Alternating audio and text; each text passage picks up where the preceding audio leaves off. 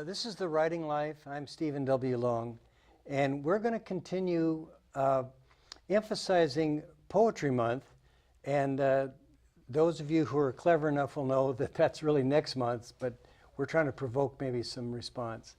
And I'm teasing a little bit. But my guest today is Mike Paull. Mike is a local poet. We sort of discovered him at the Ten Oaks Gallery reading. And just before the show got started here, Mike and I were talking about how much talent is available locally. And I guess at some point my fear was we would run out of folks, and we sure haven't yet. And so Mike, hello. Hello. Welcome. Thanks for coming by. Thank you for having me. Yeah. You know, there's another fella in town, professor at Linfield, and because I'm trying to remember his name. Joe Wilkins? Joe Wilkins. Yeah. Joe Wilkins. Man. He's That's terrific. Awesome. Yeah. And there's, it struck me that there's some similarity between you guys. Mm-hmm. Now, you were born in Montana?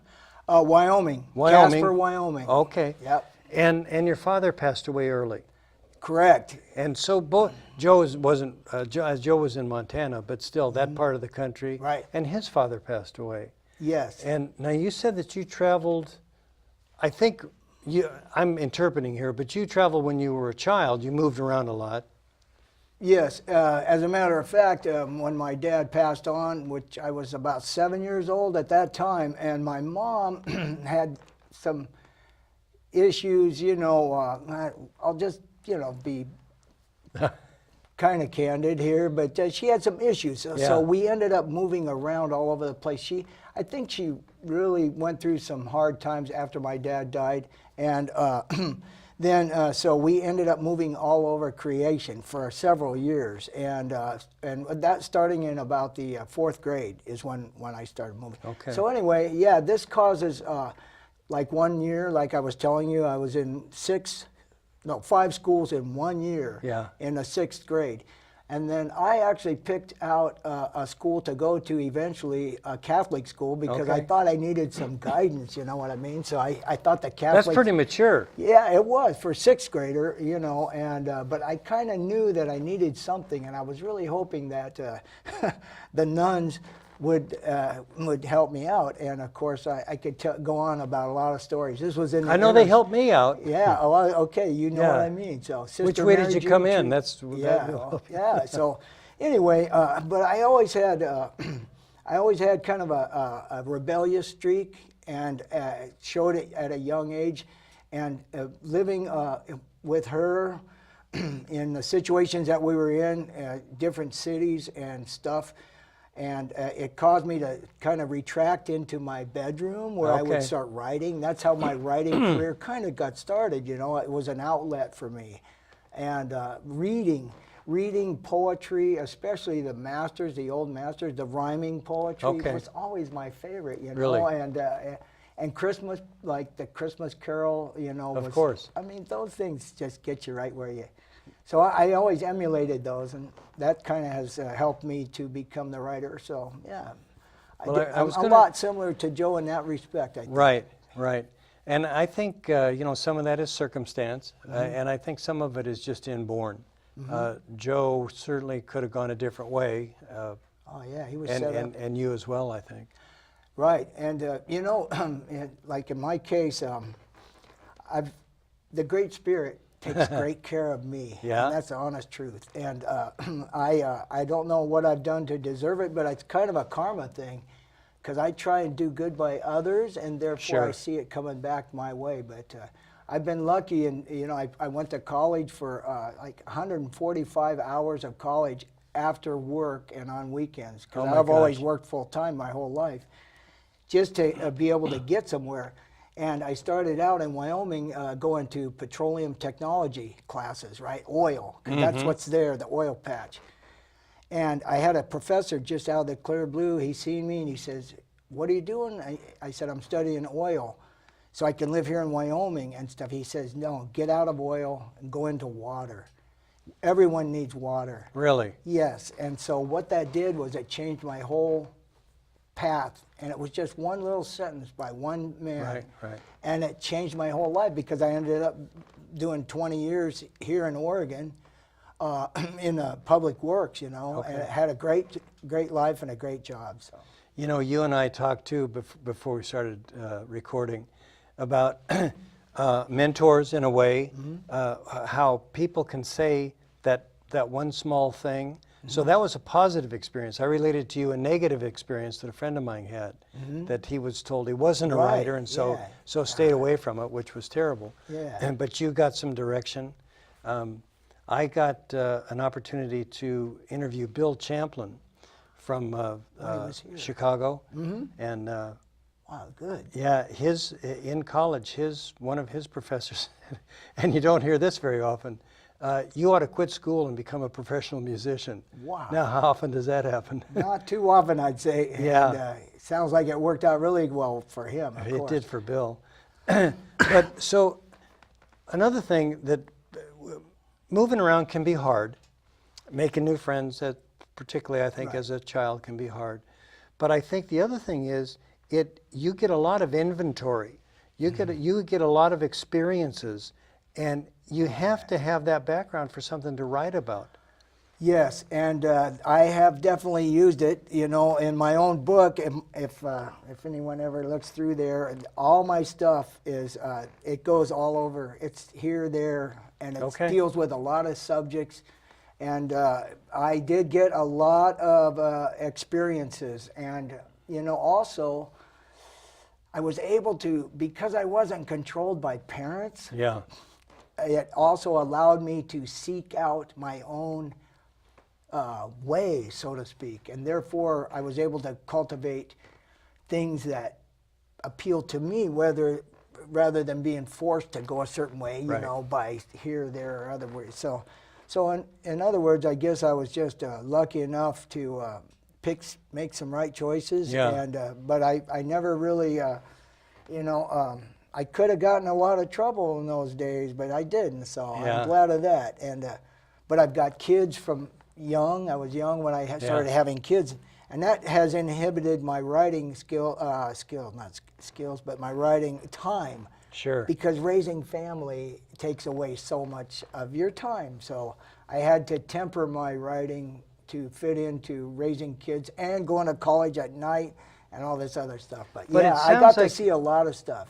It sounds like you've written in some fashion from the time you were very young. Yes, as a matter of fact, I have a poem that I still have to this day, and it was "'Twas the Night Before Christmas," which is, I believe, a Christmas carol. Sure. Okay, and I rewrote it my own self, and it's dated 1964. Really? Yeah, so I still have it. It's handwritten. It's pretty lame in a way, but then again, it was about cars. Back then, I was really into Cartoons magazine. I don't know if you remember that, but it had all these guys, monsters driving these Sure. really bad cars, you know, and so I was into those things, you know, Yeah. dreaming away, and so I took that genre and inserted into this poem, Christmas Carol. Right. And I still have it to this day, so it's kind of hokey, but you know, it did show that I was into the writing I business think so, yeah. at that age. And divert here a little bit, but that's a parody, and gosh, parody goes back to the Greeks and probably earlier than that. Yeah. So Probably you're to in the good point company. Yeah, oh yeah. Yeah. I enjoy, you know, so many, you know, I enjoy everything. Firesign Theater, I grew up, you know, with the Firesign Theater, listening to those guys, and, you know, satire of all kinds. I've always enjoyed that, so. And part of that, I think, is a love of words. Right. Yeah. That's where I'm going to go next. If Okay. you want to know a little about me, my Yeah. mom, who I mentioned, me and her moved around all over creation as a young people, but she also, me and her, one of our things that we did together was do crossword puzzles. Okay. From a young age, I was doing crossword puzzles with my mom. That's what we did together. Right. We sat at a table, and that was the only reading material or anything like that she would allow at the table. Other than that, it was like No, Right. no reading. You couldn't read or anything. But when it came time to do crossword puzzles, me and her both did them. So yeah, that got my interest in words going, and I've always liked words. I love words to this day. Sure. The Google, oh my God, it's the greatest tool ever made. You know? I know. I love it. The phone is full of time-wasting things, but but the information is really awesome. That's a whole philosophical discussion. I don't know. Certainly, there are things that waste time, but I don't know that when you're trying to find word origins or just pursue that, I wouldn't consider that. No, that's not a waste of time. I'm talking Facebook, and now there's this new one that we just discovered this last weekend. I think it's. Can I say stuff like this? I don't know. Marco Polo. It's called a Marco Polo, and it's like Snapchat, where you can make videos and then send them, to other people. So it's a video of you talking, but it lasts forever. Whereas a Snapchat, I guess, which I never used it, but it would just go away real quick or something. Sure. So anyway, this is another thing. Already, me and my wife are in like this group of people, and so like I say, it can eat up a lot of time if you're not careful. All right. So now in the past, and 2017, so the last Paper Gardens, you entered that, and I understand were successful. Yes. Yeah. And I've been in, I think I've been in about 5 of them. My first one was back in 2001. Really? Okay. Yeah, and it was a traditional poetry, and it was an honorable mention. I didn't, win or whatever, but I was mentioned. I got my poem in, and I have the book at home. It's a little one. Yeah. And Ken Myers. I know Ken. Yeah, he was, I think, let's see, he was the main person driving that at that point. I think that they, Ken and Pat was his Ken wife and at Pat, that time. Right. And anyway, they're mentioned in there quite a bit. And so 2001, well, that was the first one. Then I took a lot of time out and didn't write hardly at all. And then, I got in a few the last few years, so I've had some success.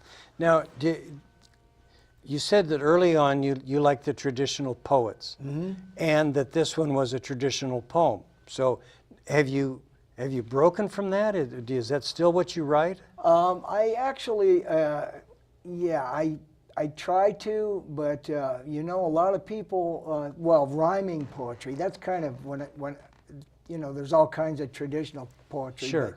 But I like rhyming poetry. I always loved rhyming poetry, like Longfellow or even Edna St. Vincent Millay. She's awesome. Sonnets and this and that. But no, I've started going off and just writing more prose.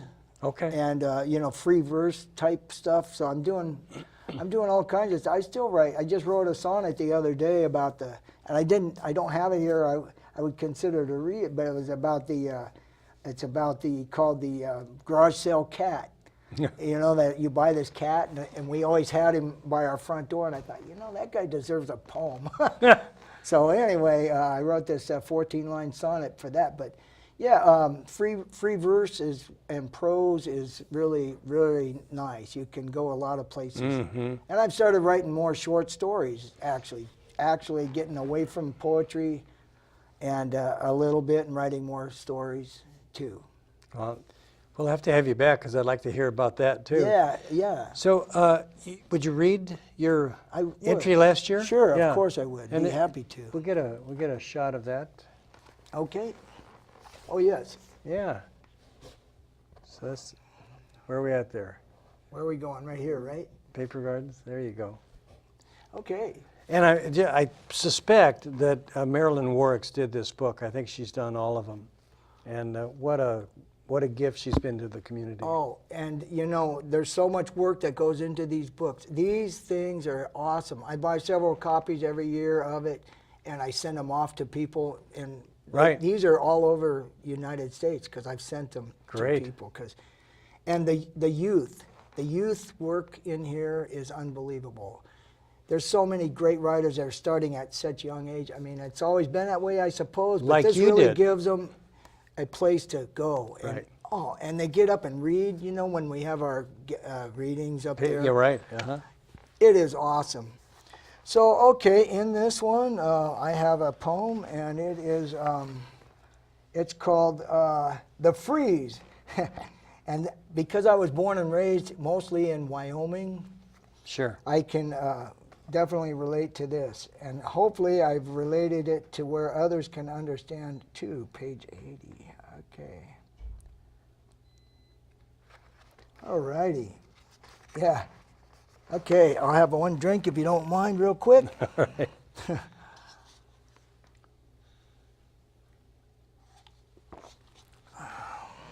Okay. This is called The Freeze. The wind has died and the weatherman lied. It's suddenly so brash and cold outside. I've a feel we're in for something big. There's nowhere a soul can run and hide. Like a stranger at the gate, I wait. Powerless to make a move, checkmate. Held like a fly in amber by the freeze. I think back to when gardens were green, the porch light beckoned the bugs to the screen, and red flowers bloomed under blue skies. It's hard to imagine that summer scene. The warmth is gone, the ground is frozen hard, the leafless trees stand mute in the yard. Winter is back with a vengeance. Storm windows, long sleeves, and antifreeze. Frostbite would be possible, I believe. The ominous cold has complete control, bringing the living world to its bended knees. A sparkling blanket of frozen air lies atop all things, showing beauty only a bitter cold can bring. Frost free forms like diamonds thrown on a pane. When the wind whistles and blows like a cur, to be out and exposed no human could endure. But the old dog in his house hardly cares, curled up in a ball and covered all in fur. Mother Nature can be gentle and giving, or a cruel dominatrix that subdues the living. It's nary worth wasting a dime worth of thinking. So yet there is a true and friendly kind of heat which warms those frostbitten hands and feet. Blessed be the glow spreading out from the hearth that returns the color to the bloodless cheek. I'll throw on another log and stir those coals, stoking the passion flickering in my soul, and watch the flames dance ever higher. I sit with my quilt by the fire I built, warm and toasty as you please. I know in my heart I'll always remember this long and treacherous night in December. This night I made it through the freeze. Mm-hmm. I think you did it. You captured that. Yeah, really? Yeah. I'm glad that you say that. So. Personally, I'm more of a warm weather person. Yeah. So at the Super Bowl, when they showed that on the news, people coming to the Super Bowl, so the inhabitants said, "Well, we love this weather," and I thought, "Well, you can have my share." Yeah, no kidding.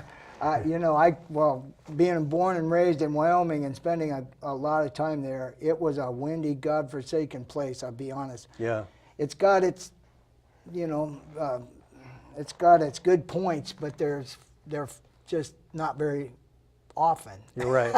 As far as time, you get three months of fairly decent weather, and then 9 months of howling, grueling, Right. cold, frostbitten cold. Ugh. My dad was born in Saskatchewan, Canada. Ooh. And he said the wind stopped twice a year to change direction. Yeah, just a change, right? Yeah. That's awesome. Yeah. So Can I put this back up here? Sure. All righty. I've only visited Wyoming, but I remember thinking at the time that the landscape looks tortured. And actually, I wanted to talk to you about this and how nature maybe informs your work. And we were talking about moving around and the exposure and the experience and so on. And I have not yet been exposed to your work, so I didn't know, was it, what kind of things drew you? But I would think that coming from their nature has to be at least one of the subjects. Oh yeah. A lot of my works are written about nature, and I'm a big believer in nature. And if I could veer off just a little bit, I believe that humans are torturing our mother, our earth, and they are fouling their own nest. I believe this, and so and that was one of the things that really made me mad about Wyoming, was the oil companies would come in there and go out and drill all these holes and create these toxic ponds of water, and then just leave them. And the government in Wyoming didn't necessarily ever want to change that, because they were getting this money out of every barrel of oil that was shipped out of the state, you know. Sure. And so that never sat well with me, because they were spoiling the landscape. But anyway, yeah, there's places there that are breathtaking. I mean, absolutely breathtaking. Right. Anything from Yellowstone down through the Green River area, where it's Right. just really parched, you know, dry, because it's so dry, it's so high, it's a mile Yeah. high there, most of it, or if not more. And so the atmosphere is really, so it's a harsh place, Right. you know. And yeah, it did affect my Yeah. writing. If I think that's the same area I'm thinking about. Now, where's Thermopolis? Is that down there? Thermopolis is above, okay, I-80 runs along the bottom of, and most people take I-80 Okay. when they go west to east or vice Sure. versa. And I-80 runs along the bottom of Wyoming, and so about a third, the western third of the state, if you go up about halfway, that's Thermopolis is up there. Yeah, Okay. it's up by the Wind River Canyon. Exactly, Yeah, yeah. beautiful up there. And Yeah. Thermopolis has a really excellent, you know, warm hot springs and Yeah. stuff there. Nice. Am I right? A lot of Native Americans in that area? And Wind River and Yes. north of there? Excuse me. There's a lot of Native Americans throughout the state, you know, and Yeah. they have fairly large areas that are the reservations where they have control over, Yeah. and you're their guest when you go on there, you know. I was, and what brought that to mind, my wife and I went to Cody one time, and which was an experience. This was I came home from work on a Wednesday night, and the next day was Thanksgiving. And it turned out that my parents were doing something, and our kids were gone, and I came home and I said, this doesn't make sense unless you know where I was. We were in Southern California. Mm-hmm. And I said, why don't we go to Wyoming? And we threw a little bit of clothes in the car and just started driving. Road trip. Yeah, exactly. And one of the motivations for that was I was writing a story set in that area, but I really didn't know anything about it. So I wanted to see it for myself, take some pictures.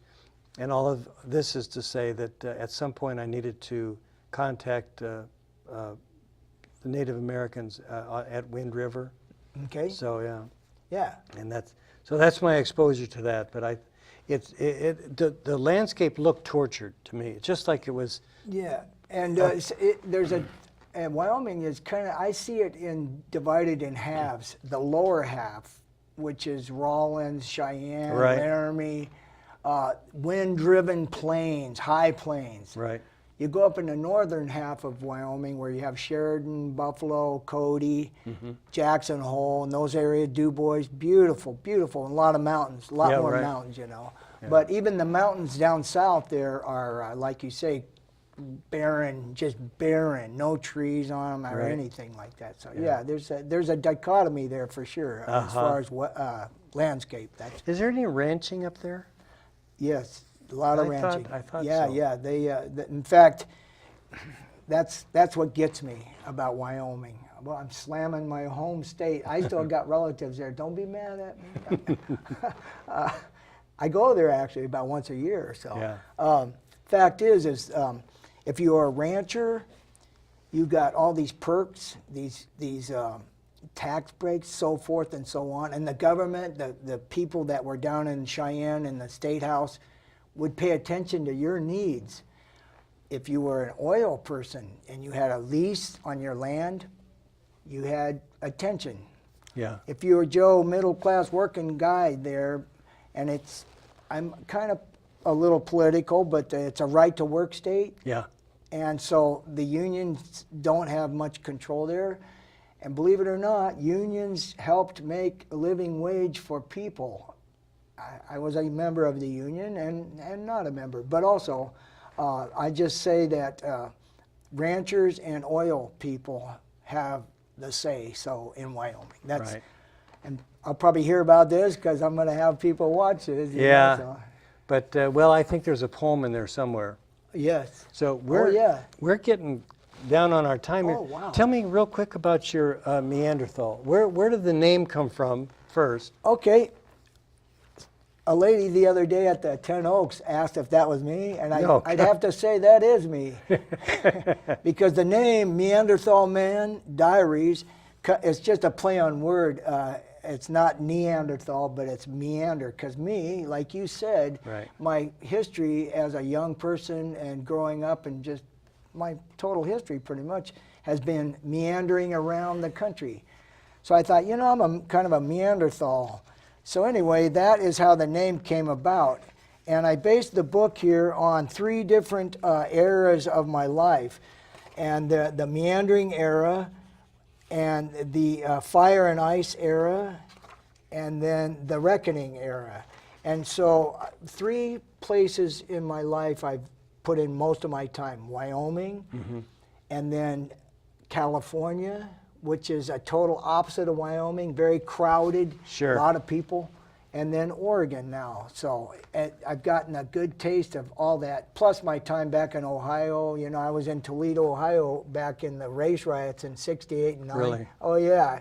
I could go on and on. I got a lot of stories. But anyway, that's how this came about. And Okay. so, Well, good. Let's see. Mike, do you have one that we could read fairly quickly? sure, I got Yeah. one. How about a quick one? Perfect. Quick little one, you know what Perfect. I mean? And this is kind of, this was a suggestion from my wife, who tells me that, let me find it here. This will only take a second. Sorry, rambling right now. Oh yeah, page 35. Okay, here we go. This will be just very, very quick. Oh yeah, everybody can relate to this if they're from Oregon. Okay. It's Ode de Blackberry. O plant of God and devil too, with hooks that grab and tear my meat. How abundant is your fruit, so plump each berry and so sweet. But comes the time to harvest you, I know what lies in wait for me. Each year I know what I must do, the price I pay to taste of thee. The juice will flow and the blood will spill. Bare hands with a delicate touch. Lord knows that I would shun you still if I didn't crave you so much. Very good. Yeah. Old day Blackberry. we can relate to that. Yeah.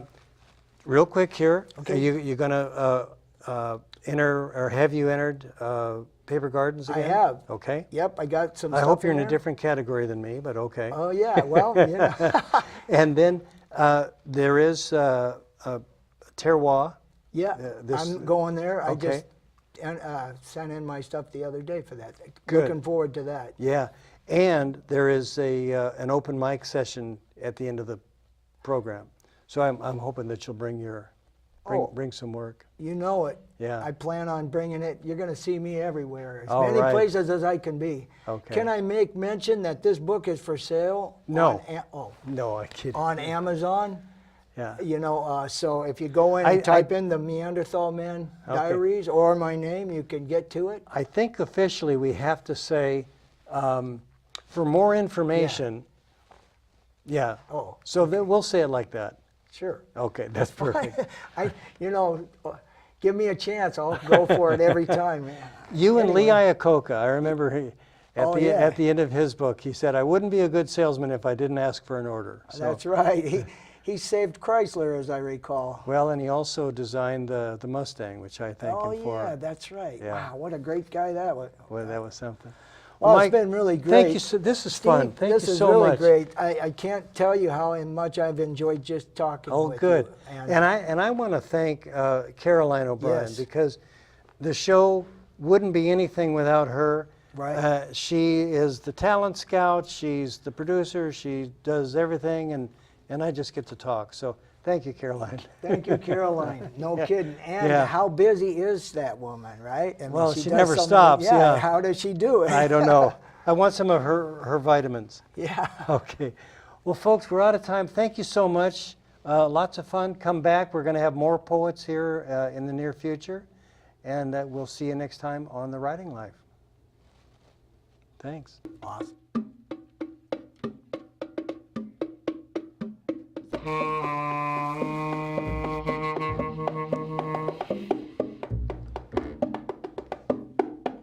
What do you think? We done? I don't know, you guys want to do one just with yourself as without long me as doing they the think we're Bongos? done, if No, they got no. enough, they got enough. They got enough? Probably? Okay, sounds good. Let's go lunch. Oh. I'm hungry.